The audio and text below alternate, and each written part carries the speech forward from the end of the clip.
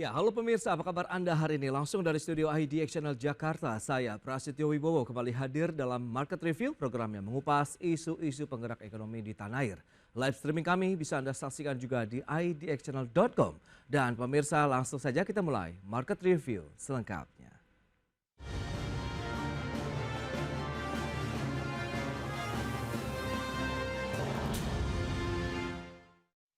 Pemerintah mengakui industri penerbangan di tanah air masih menghadapi sejumlah tantangan dan guna menghadapi tantangan tersebut, maskapai penerbangan nasional berupaya melakukan efisiensi terhadap operasional pesawat.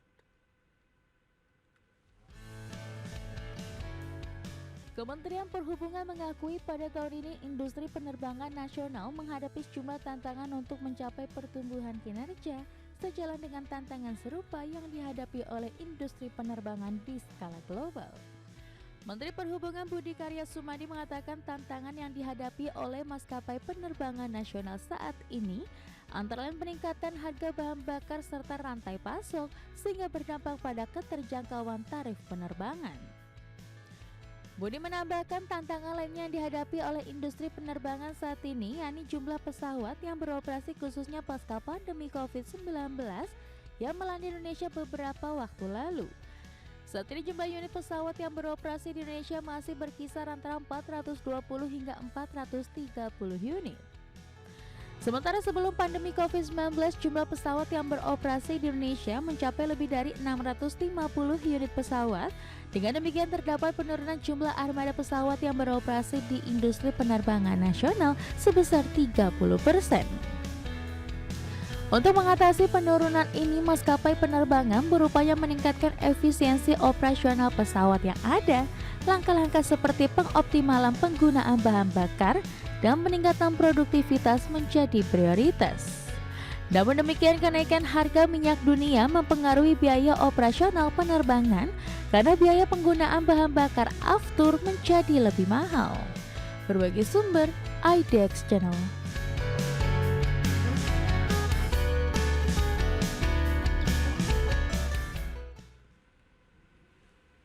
Ya, pemirsa, untuk membahas tema kita kali ini, strategi maskapai penerbangan jaga performa menjelang akhir tahun. Kita sudah tersambung melalui Zoom bersama dengan Bapak Irfan Setiaputra, Direktur Utama PT Garuda Indonesia Persero Tbk. Selamat pagi, Pak Irfan.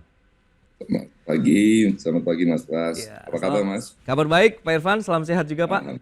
Alhamdulillah sehat semua. Yes, terima kasih juga atas waktu yang disempatkan. Update terlebih dahulu nih Pak Irfan, seperti apa kinerja Garuda Indonesia saat ini dan bagaimana jika dibandingkan dengan periode yang sama di tahun sebelumnya? Silakan.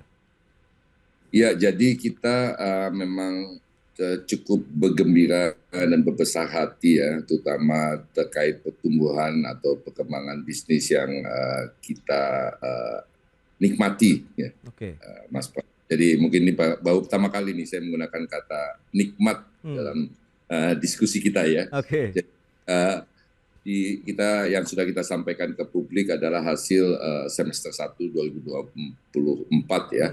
Ini kita berhasil meningkatkan pendapatan ya sebesar 18,27% secara grup dari sisi pendapatan gitu. Jadi tadinya sebesar 1,37 miliar dolar menjadi 1,62 miliar dolar. Jadi kalau melihat angka ini saya sangat optimis bahwa kita bisa break the record atau harapan kita bahwa kita bisa memperoleh pendapatan di atas 3 miliar dolar sepanjang tahun 2024 ini gitu ya. EBITDA kita juga membaik 19,41% gitu. Ini satu hal yang selalu menjadi patokan kita dari sisi EBITDA, artinya biaya yang kita keluarkan dibandingkan pendapatan ini apakah positif atau negatif, dan kalau positif membaik atau tidak gitu. Ini perbaikannya di level 19,41%. Jadi kita tahun semester pertama ini itu memperoleh EBITDA di angka 362 juta dolar gitu ya. Jadi ini positif semuanya dan kami sangat excited menghadapi kuartal 3 maupun kuartal 4. Namun demikian juga diketahui memang ada implikasi dari sistem accounting kita yang memang akhirnya membuat ada beban finansial yang muncul setelah EBITDA dan juga beban-beban finansial lainnya akibat restrukturisasi yang kita lakukan. Oke, dan jika terdapat pertumbuhan kinerja khususnya dari sisi top line, begitu apa saja yang menjadi pendorong lah Pak Irfan dikatakan terkait dengan pertumbuhannya. Dan apakah juga pertumbuhan tersebut sudah sesuai dengan rencana kerja di awal tahun ini? Ya, jadi menjawab pertama memang itu disebabkan oleh peningkatan jumlah penumpang ya, yang cukup signifikan 27,4%. Jadi kita semester 1 ini jumlah penumpang yang kita terbangkan 11,53 juta penumpang. Ini gabungan dari Citylink dan Garuda ya. Memang Citylink ini lebih banyak, sebesar 6,27, sementara Garuda sebesar 5,27 gitu kan. Tapi secara overall ini peningkatan hampir 30% daripada jumlah penumpang. Dan yang kedua, memang penerbangan berjadwal ini tumbuh 15,72% year over year, dan juga kita juga memperoleh pendapatan dari penerbangan tidak berjadwal yang tumbuh 24,93%, hampir 25%. Tapi yang sangat menggembirakan buat kita juga selain pertumbuhan jumlah penumpang ini adalah pertumbuhan pendapatan lain-lain atau yang kita sebut dengan ancillary ya. Dan ini pendapatan yang kita peroleh dari Garuda Miles, loyalty program kita, dari Access Baggage, dan beberapa produk-produk baru yang kita tawarkan ke para penumpang. Dan ini tumbuhnya 33% yang tadinya ini menjadi 167 juta dolar gitu kan. Jadi ini semuanya mengindikasikan positif dan kami sangat optimis ke depannya. Ya, rute kalau kita cermati begitu yang menjadi kontributor terkait dengan pendapatan terbesar dari perseroan mana saja begitu Pak?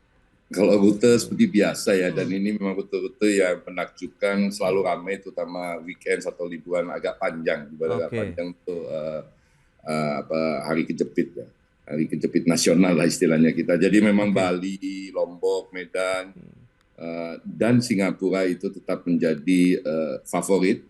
Saat ini banyak yang mengeluh booking untuk ke Bali pakai Garuda ini sudah agak susah. Walaupun kita terus-menerus menambah jadwal penerbangan. Yang kita juga monitor adalah dan menunjukkan peningkatan yang cukup baik itu adalah Jepang, baik itu Jakarta Haneda maupun penerbangan langsung kita dari Tokyo Narita ke Denpasar yang dibilang 95% diisi oleh wisatawan dari Jepang. Ini rute-rute yang menarik, plus juga Melbourne, Denpasar, dan Sydney dan Denpasar. Jadi ini tiga dari, ada peningkatan nggak terlalu signifikan tapi cukup menggembirakan juga dari Incheon. Jadi ada 4 jalur yang kita tingkatkan frekuensinya untuk menambah wisatawan asing masuk ke Bali ya. Jadi Tokyo, Sydney, Melbourne, dan Seoul atau Incheon. Baik, terkait dengan rute-rute yang menjadi favorit juga menjadi penopang dari pertumbuhan Garuda, apakah juga ada wacana untuk menambah jumlah dari armada? Kita bahas nanti di segmen berikutnya. Pak Irfan, kita akan jeda dulu sebentar ya. Dan pemirsa, pastikan Anda masih bersama kami.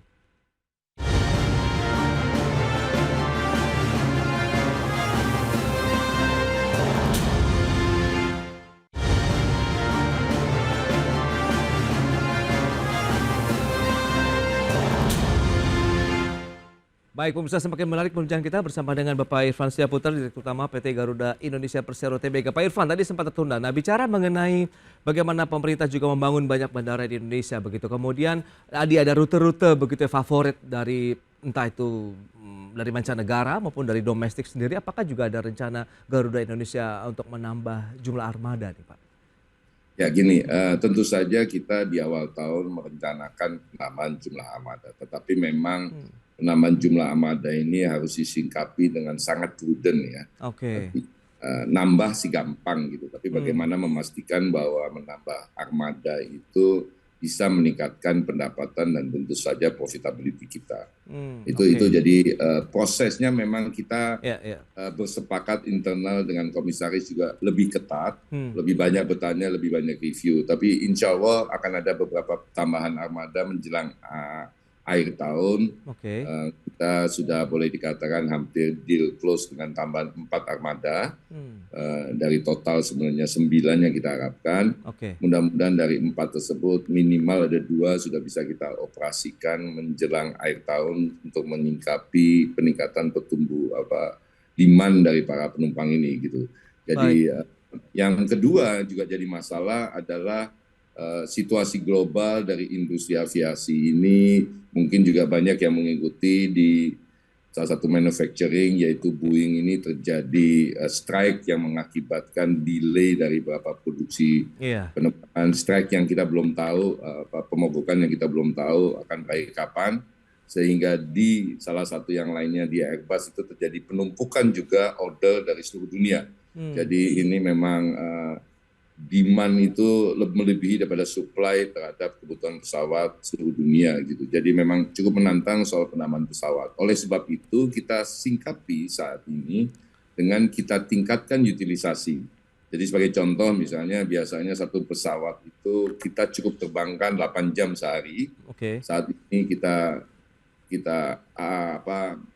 manipulasi istilahnya atau kita modifikasi sedemikian rupa sehingga sebisa mungkin dia bisa terbang 11 jam sehari. Ini akibatnya dengan mekanisme seperti itu kita akan mendapatkan tambahan 1 frekuensi penerbangan domestik. Misalnya dengan meningkatkan utilisasi tersebut kita bisa menambah 1 penerbangan ke Balikpapan dan kembali ke Jakarta.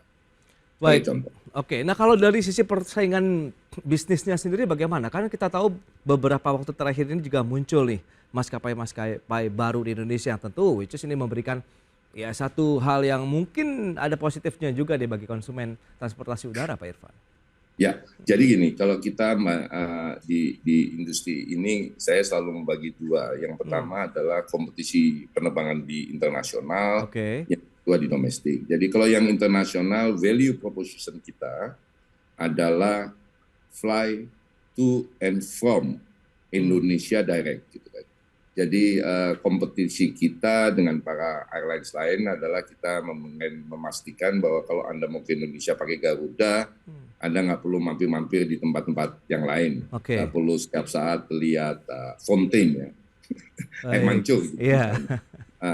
Atau menghabiskan waktu keliling-keliling di duty free, tapi langsung ke Jakarta atau ke Denpasar. Yang kedua, kita lebih banyak meningkatkan penerbangan ke Denpasar, karena dengan penerbangan tersebut tentu saja akan lebih banyak wisatawan asing yang masuk sehingga traksi ekonominya akan lebih membaik. Gitu kan. Jadi itu kalau internasional. Kalau domestik kita memang value proposition kita adalah ketepatan waktu, safety, dan domestik dan internasional tentu saja kita akan selalu dikenal dengan service kita yang menakjubkan, yang selalu masuk ranking 3 besar best cabin crew gitu kan.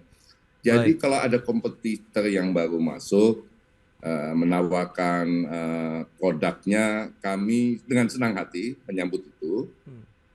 Pertama, kenapa? Karena kompetisi selalu sehat, ya. Kompetisi selalu membuat kita mawas diri, kompetisi selalu membuat kita refleksi diri untuk terus-menerus memperbaiki produk. Tapi yang kedua juga kita punya keyakinan bahwa kita punya loyal customer akan selalu bertahan dengan Garuda karena kita ingin terus memastikan bahwa servis yang kita berikan, safety yang kita berikan itu tetap nomor 1 gitu kan. Ya, jadi kalau ada pemain baru yang bermain, kita welcome. Tentu dengan statement I wish you good luck, ya kan. Mudah-mudahan kita bisa terus berkompetisi, jangan datang habis itu pergi lagi gitu kan. Cuma bikin heboh-heboh sebentar gitu kan. Tapi kemudian nggak bisa sustain dalam jangka panjang. Jadi bisnis ini bisnis yang kita mesti mikir bukan 1-2 bulan ke depan, tapi 5-10 tahun ke depan bagaimana kita bisa bertahan dan terus memberikan yang terbaik kepada penumpang. Oke, itu dari sisi persaingan usaha. Lantas bagaimana hal-hal lain seperti masalah tiket, aftur begitu? Apakah ini menjadi tantangan tersendiri dari sisi beban operasional perseroan begitu Pak Irfan? Ya, gini. Di sisi penumpang tentu saja tantangannya adalah harga tiket ya. Di sisi kami tentu saja adalah bagaimana pendapatan kita bisa menutup biaya operasional dan memperoleh keuntungan. Itu jadi ini 2 hal yang rasanya nggak perlu dibenturkan karena sebenarnya kalau kita bisa sepakat ini bisa jalan bersama. Jadi dalam diskusi mengenai soal harga tiket saya selalu datang dengan konsep nih buka-bukaan. Ini loh struktur biaya sehingga harga tiket itu mencapai titik tertentu. Ya. Ya kan? Mari kita diskusikan bersama mana yang tidak pantas dan mana yang pantas dibebankan ke penumpang. Gitu kan? Oke. Nah, itu dulu kita sepakat. Jadi di dalam harga tiket ada banyak komponen, tapi salah satu komponen besarnya adalah tarif yang dibebankan atau yang ditentukan oleh pemerintah untuk rute dengan jarak tertentu ke maskapai. Jadi itu yang kita sebut dengan penentuan tarif batas atas maupun tarif batas bawah.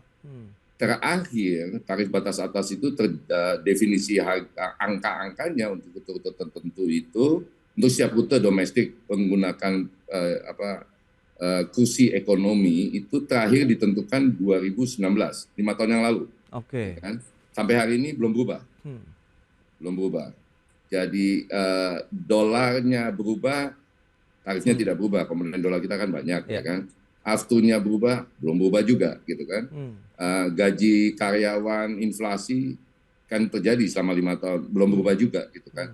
Akibatnya beban operasional kita dibandingkan 5 tahun yang lalu tentu saja meningkat. Jadi kita ke Kementerian Perhubungan yang merupakan regulator selalu mengajukan permohonan untuk tarif batas ini dimonitor, di review ulang. Oke. Jadi hari ini kita ada beberapa penerbangan yang walaupun kita terbang isinya 100%, itu kita rugi. Oke. Ya kan?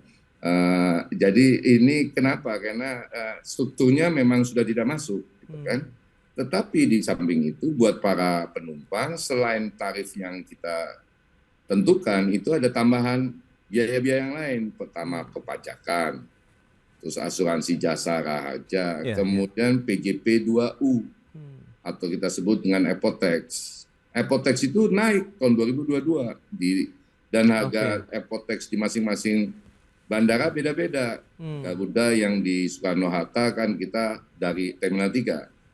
Itu untuk dalam negeri Airport-Tax-nya 168.000. Teman-teman lain yang ada di Terminal 2 itu cuma 120.000.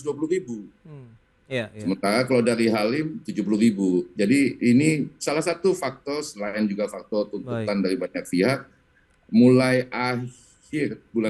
mulai awal bulan depan tanggal 1 November kita akan mulai terbang Garuda dari Halim. Setiap hari ke Padang, ke Medan, dan ke Surabaya. Setiap hari satu penerbangan, gitu kan.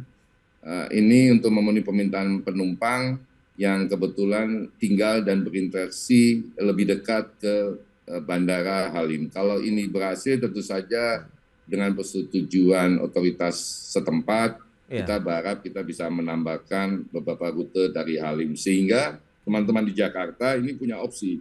Betul. Anda ke Halim atau Anda ke Cengkareng. Nah, terkait dengan Aftur, memang banyak diskusi terkait bahwa ini disebabkan oleh monopoli Pertamina. Ya, karena cuma Pertamina menyediakan. Tapi tolong Mas Pras pahami, infrastruktur di Cengkareng misalnya, yang bangun tangki, yang miliaran harganya, bangun saluran sampai ke dekat pesawat, itu Pertamina yang bangun loh. Jadi kalau ada pemain lain yang mau masuk, monggo. Pertama, Anda juga bangun dong. Kalau Anda mau pakai fasilitasnya Pertamina, Anda bayar sewa dong Pertamina, kan? Betul. Tapi selain itu juga ya jangan cuma jualan di tempat yang ramai seperti Jakarta. Tolong juga jualan di Ternate. Betul. Di Palu, di Ambon, di tempat-tempat yang mesti ada biayanya gede. Pertamina terlepas dari itu berada dimanapun. Kan? Jadi kami tentu saja sangat bersyukur dengan kehadiran Pertamina. Persoalan harga, mari kita diskusi, termasuk di dalamnya soal perpajakan dan biaya-biaya lain-lainnya yang sebenarnya nggak perlu dikeluarkan, dibebankan ke penumpang. Itu dia, berarti beragam strategi sebenarnya sudah diterapkan begitu untuk menjaga performa kinerja dari sisi operasional, kemudian kinerja keuangan paling tidak sampai dengan akhir tahun 2024 ini akan terus positif begitu ya Pak Irfan ya? Ya, jadi karena Aftur harganya mahal, kita melakukan banyak efisiensi. Kita juga minta ke teman-teman di bandara kayak di Jakarta, tolong dong mendaratnya jangan jauh-jauh di selatan, karena kalau kita mendarat di selatan, Garuda tuh mesti menghabiskan 300 kilo Aftur buat jalan-jalan mengelilingi airport Cengkareng untuk bisa berparkir gitu kan. Jadi ada banyak hal-hal yang bisa kita sepakati, tetapi ada banyak fundamental yang memang harus disepakati di level yang lebih tinggi dari kita. tugas saya adalah memberikan masukan supaya semuanya fair dan juga tugas saya adalah memastikan bahwa para penumpang tuh tahu biayanya kemana aja. Jadi Betul. jangan Irfan teruslah yang disalahin. Baik, kan? Pak Irfan. Ini banyak sekali biaya Iya. yang kita cuma lihat lewat aja gitu Iya, kan. iya. Kalau ada PJP 2 Oke. atau Apotex naik yang dimarahin saya kan, yang mesti Yes. dimarahin bandara dong, jangan saya. Kan? Betul, betul. Baik, Pak Irfan, itu dia pentingnya juga edukasi diberikan kepada masyarakat ya, calon penumpang untuknya pesawat udara. Pak Nah, Irfan. satu lagi, Pras. Ya. Mau ke Bali. em, Mahal katanya ke Bali. Kalau Oke. mau ke Bali, mau naik Garuda ke Bali, berangkatlah hari Minggu, pulanglah hari Kamis. Oh gitu ya, itu dia. Jadi kita bikin program ada Momentum banyak. yang murah lah ya saatnya ya. Ya, itu ada Oke. diskon yang cukup dalam, yang kemudian Anda bisa terbang ke Bali. Jangan semuanya maunya terbang dari Jumat, maunya ke Iya, beach club sama-sama, tapi mau terbangnya murah, tapi menghabiskan uang di beach club mahal. Ya, adil juga dong gitu kan. Iya, Saya iya. oke, kalau Anda mau itu berangkatlah Minggu, terbang nikmatilah Bali di beach club hari Senin malam gitu kan. Iya, oke. Mungkin juga dapat diskon gede karena kan juga nggak terlalu ramai kan. Betul.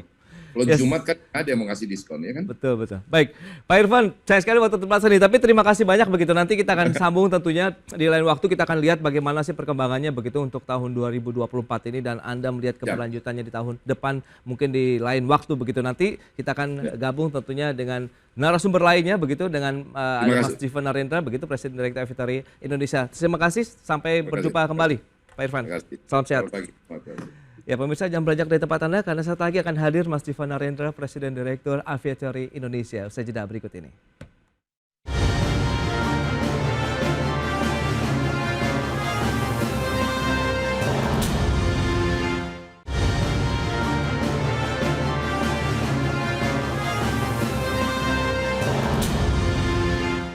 Baik, terima kasih Anda masih bergabung bersama kami dalam Market Review, dan kita kali ini akan berbincang bersama dengan Mas Ziva Narendra, Presiden Direktur Aviatory Indonesia. Halo, selamat pagi Mas Ziva. Selamat pagi, salam jumpa kembali Mas Prastio. Ya, terima Sehat kasih, sehat selalu juga. Ini tadi sudah disampaikan informasi pertama, insight yang sudah disampaikan oleh Garuda Indonesia terkait dengan kompetisinya, kemudian bagaimana demand dan peluang yang sebenarnya masih terbuka nih di sepanjang tahun 2024. Nah, dari kacamata Mas Ziva sendiri, seperti apa sih kondisi dunia airlines kita saat ini? Ya, terima kasih.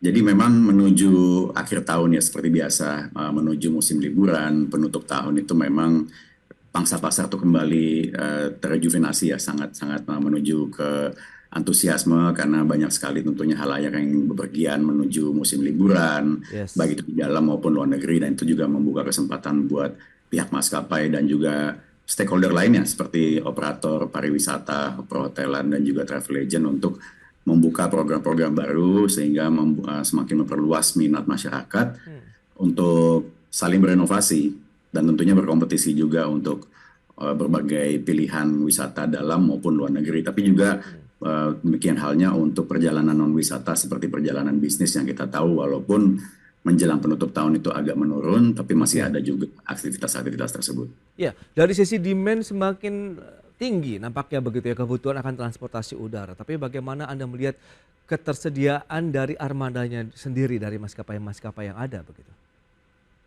Kalau kita melihat dalam beberapa bulan, khususnya juga tentunya beberapa tahun terakhir ya, 2-3 tahun terakhir dengan lahirnya maskapai-maskapai baru atau hidupnya kembali maskapai lama yang masuk kembali ke permainan pasar airline, yaitu Pelita Air, kemudian sebelumnya ada Super Airjet, dan beberapa pekan lalu kita juga melihat kehadiran maskapai BBN Airlines yang merupakan perpanjangan dari BBN Cargo yang merupakan bagian dari Avia Group, Avia Solutions Group yang berada di Eropa.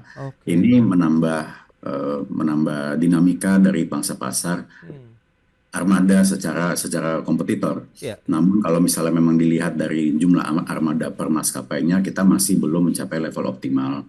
Sebagaimana kita bisa lihat yang terutama dari dua maskapai terbesar utama di Indonesia, ya ini dari Garuda Indonesia dan juga Lion Air maupun subsidiarnya, kita melihat jumlah armadanya belum kembali ke level optimal seperti sebelum pandemi. Namun tentunya demand seperti yang tadi Mas Prasetyo sampaikan selalu tinggi sepanjang tahun. Namun bagaimana supaya demand tersebut terlayani dan juga terlayani secara kualitatif ya, bukan saja tersedianya rute ataupun jumlah tiket, tapi juga bagaimana pelayanannya pun bisa juga optimal. Ya.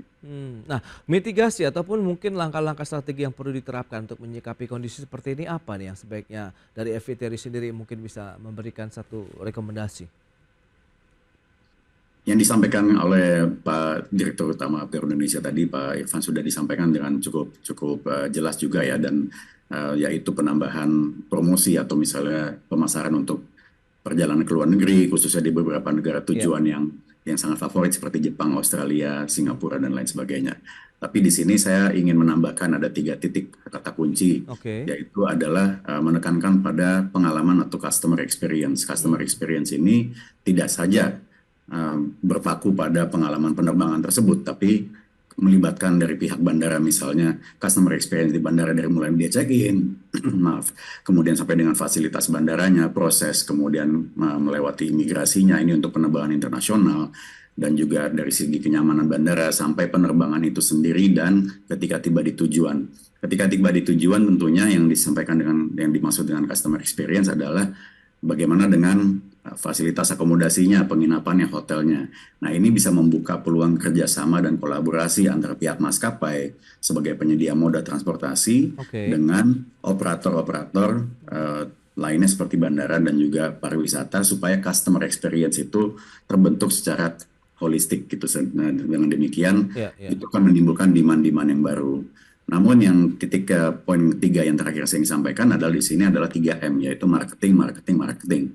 Jadi bagaimanapun dinamika dari demand-nya pangsa pasar, pemasaran itu sangat penting. Inovasi dalam pemasaran tentunya tidak saja melalui platformnya, tapi juga teknik pemasarannya itu sangat penting. Baik, peluang sampai dengan akhir tahun 2024 Anda melihat bagaimana dengan industri penerbangan sendiri? Begitu momentum dari libur akhir tahunkah memang harus sudah disiapkan sejak dini atau bagaimana? Sudah harus disiapkan sejak dini, namun saya juga agak menekan ekspektasi sedikit sebagaimana kita ketahui beban biaya atau cost yang dihadapi oleh teman-teman di maskapai masih sangat tinggi saat ini, dari biaya bahan bakar, kemudian juga logistiknya, dan juga ada beberapa hal-hal yang sifatnya adalah bisa dibilang fix, yaitu berupa kebijakan import seperti misalnya untuk spare part dan lain-lain yang pernah saya sampaikan pada kesempatan sebelum-sebelumnya. Namun di sini juga kembali ke poin yang saya sampaikan bahwa ini membuka ruang untuk airline bisa berinovasi. Kondisi yang sulit ini akan berkelangsungan secara untuk waktu yang cukup panjang ya Mas Prasetyo ya, khususnya bagi pemain maskapai atau penerbangan berjadwal atau airline di dalam negeri. Namun itu juga perlu kita kaji, harus ada resolusi apa, dan ini harus melibatkan juga dari stakeholder, regulator atau pemerintah untuk melihat kebijakan-kebijakan apa saja yang bisa memberikan ruang bernafas nih buat para teman-teman di maskapai dan juga. Nah, itu kebijakan seperti apa yang diharapkan atau sebaiknya diberikan oleh pemerintah? Selain tadi kan tiket ini masih menjadi tantangan yang fundamental begitu nih Mas Siva. Betul. Ya, kalau secara detailnya ya mungkin bukan tempat saya ya, tapi saya bisa membayangkan berbagai insentif atau misalnya peringanan dari beban fiskal yang dihadapi oleh teman-teman di maskapai seperti kebijakan import untuk seperti saya sampaikan suku cadang tadi. Kita tidak bisa hindari bahwa antara pengeluaran dan pendapatan dari maskapai terutama untuk penerbangan domestik itu masih berbeda kurs. Pengeluarannya adalah dalam kurs US dollar, pendapatan dalam Indonesia rupiah. Ini kita tidak bisa hindari. Namun ada beberapa pintu regulasi saya kira yang bisa kita telaah sehingga bisa memberikan ruang bernafas seperti disampaikan tadi para teman-teman di airlines. Baik, terkait dengan masalah tiket pun sebenarnya ini harus diselesaikan duduk bersamakah atau bagaimana? Betul, namun kita sudah berbicara duduk bersama mungkin sebelum pandemi ya, 2019 pun di akhir kita pernah menghadapi harga tiket yang tinggi. Tapi seperti saya pernah sampaikan pada kesempatan sebelumnya, ini juga perlu ada pembedahan secara costing. Beban biaya apa saja yang dampaknya sangat besar bagi teman-teman di maskapai yang mungkin sifatnya esensial namun eksesif. Pertama kalau misalnya sudah melibatkan penyedia atau penyedia jasa maupun produk pihak ketiga, di mana di sini menggunakan layanan misalnya katakan broker gitu ya, atau supplier kedua ketiga, ini yang mungkin bisa mitigasi dan diminimalisir. Ya, terakhir Mas Siva, Anda tetap optimis bagaimana melihat industri penerbangan sampai dengan akhir tahun dan mungkin keberlanjutannya di tahun berikutnya? Saya tetap optimis karena tentunya dengan hadir pemain-pemain baru ini juga akan merejuvenasi dinamika dari para pemain lama tentunya ya gitu, tentunya untuk bersaing gitu, karena kita tidak bisa sekarang simple untuk membagi spektrum antara LCC dan juga full service carrier lagi. Saat ini sudah hybrid semua, sudah benar-benar menjadi market yang sangat bercampur baur ya begitu ya kompetisinya. Jadi saya kira ini bagus buat dinamika pasar. Namun tentunya teman-teman di sisi konsumen juga harus bersabar nih untuk bisa mengekspek bahwa harga yang akan turun secara signifikan gitu Mas. Itu dia, memang menjadi tantangan tersendiri ya terkait dengan harga tiket ya. Tapi yang penting tadi seperti yang Anda garis bawahi, customer experience ini yang perlu ditekankan lebih jauh lagi begitu, dari sisi mungkin mereka berangkat di bandara, pelayanan-pelayanan yang diberikan, kemudian pada petugas imigrasi dan seperti apa pelayanannya, serta pada saat mereka pun berada di udara begitu pada saat menggunakan pesawatnya sendiri. Baik, Mas Siva, terima kasih banyak atas waktu, sharing dan analisis yang sudah Anda sampaikan kepada pemirsa pada hari ini. Selamat melanjutkan aktivitas Anda kembali. Salam sehat Mas Siva, terima kasih banyak. Terima kasih atas waktunya. Selamat siang. Baik pemirsa, jangan beranjak dari tempat Anda karena sesaat lagi kami masih akan kembali dengan tema menarik lainnya terkait dengan industri halal penopang ekonomi syariah Indonesia.